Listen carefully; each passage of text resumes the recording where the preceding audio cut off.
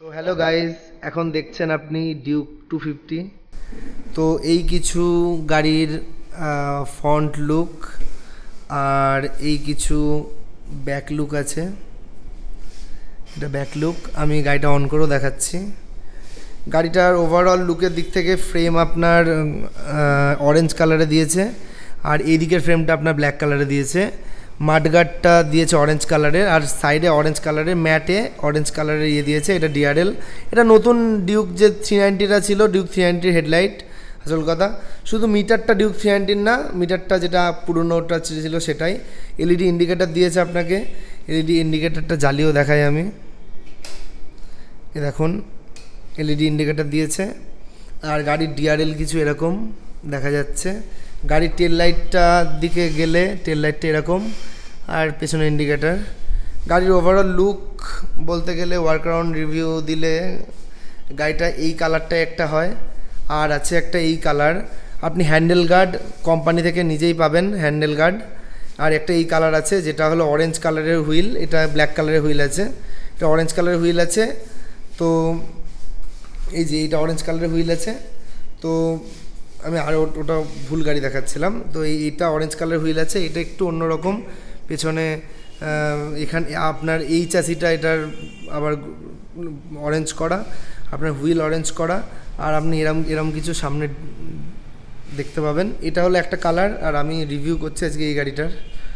তো এটা হলো আপনার কালারটা বেশ সুন্দর লাগছে, গাড়িটা অ্যাট্রাকটিভ লাগছে। যখন হ্যান্ডেল গার্ডগুলো লাগবে এখানে, এই হ্যান্ডেল গার্ডগুলো যখন লাগবে তখন গাড়িটাকে আলাদাই লাগবে, সুন্দর লাগবে।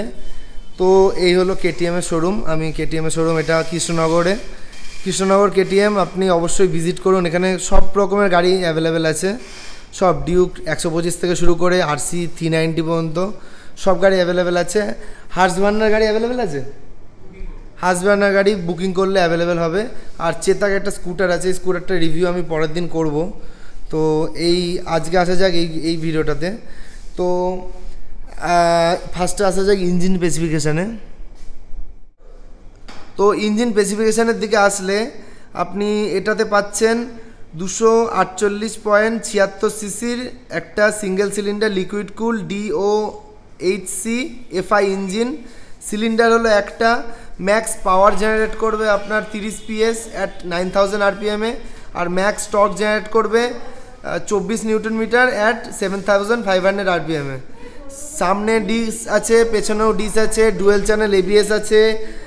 ফিউল ট্যাঙ্ক ক্যাপাসিটি আপনি পাচ্ছেন 13.4 লিটার।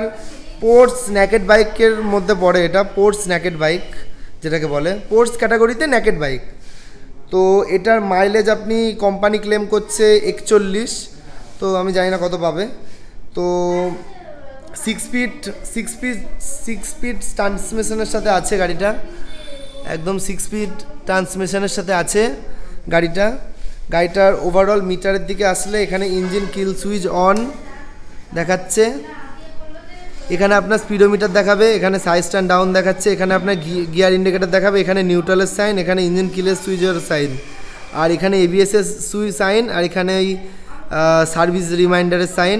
এখানে আপনার ফিউল দেওয়ার মানে ফিউল কতটা আছে সেটা দেখার, আর এটা হলো আপনার হিটিংয়ের। তো এই ছিল কনসোল, আর গাড়িতে এই ছিল কনসোল। আর আপনি 320 mm এর ফ্রন্ট ডিস্ক পাবেন, আর 230 mm এর রেয়ার ডিস্ক পাবেন, আর দুটোই অ্যালয় হুইল ক্যাটাগরিতে আসে। তো গাড়িটা লিকুইড কুল ডুয়েল চ্যানেল ABS আছে অ্যালয় হুইলের সাথে। তো গাড়িটার সবথেকে বড় কথা গ্রাউন্ড ক্লিয়ারেন্স হলো 151 mm গ্রাউন্ড ক্লিয়ারেন্স আছে। সিট হাইট আছে 822 mm, আর গাড়িটার কার্ব ওয়েট আছে 170 কেজি। তো ব্যাপারটা হলো এই ছিল, আর বাকি সব ডিজিটাল আছে।